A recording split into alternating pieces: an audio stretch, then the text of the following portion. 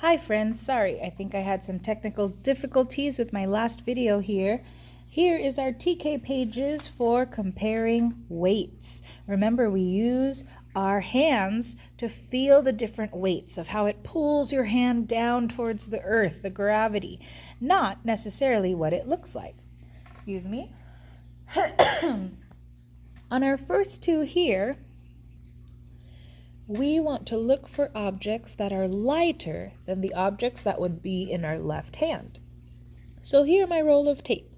If I look at these three objects, I can imagine that this small paper clip is going to be lighter than this roll of tape. Number 2 gives me a stapler, and the objects to compare it with are one crayon, a math book, and a full backpack. If I had a stapler on this hand, which of these objects would be lighter than my stapler? Of course, this very itty-bitty single crayon. Now for my 3 and 4 rows here, we need to find the objects that are heavier than the objects on our left-hand side. So here is a block, a letter block. When I think of these 3 objects, of course the heavier one would be a big backpack. I have a bottle of glue here. I have a cube, an eraser, and a math book. A book, I would think, would be heavier than our glue bottle. Close up that circle. There we go. We found lighter than, heavier than, heavier than. Well done. I turn it over and we have some brain stretcher questions to make sure we don't forget any of our old math concepts. On my first row here, I have a paintbrush.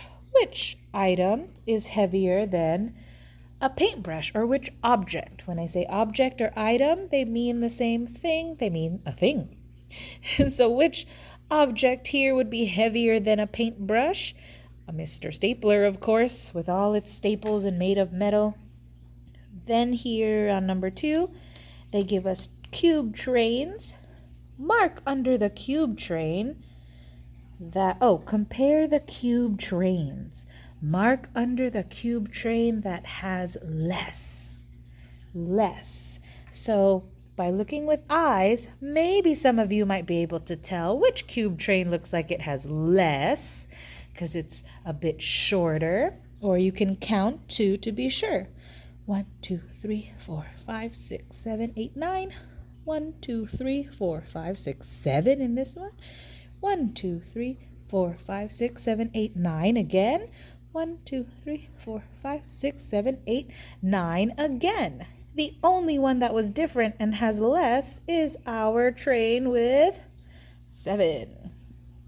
And right over here, which is a two-dimensional or flat shape?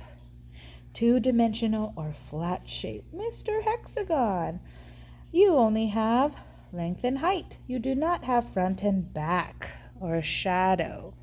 All right, TKs, that's pretty easy peasy. I hope you enjoy comparing weights and stretching to remember your shapes and more and less.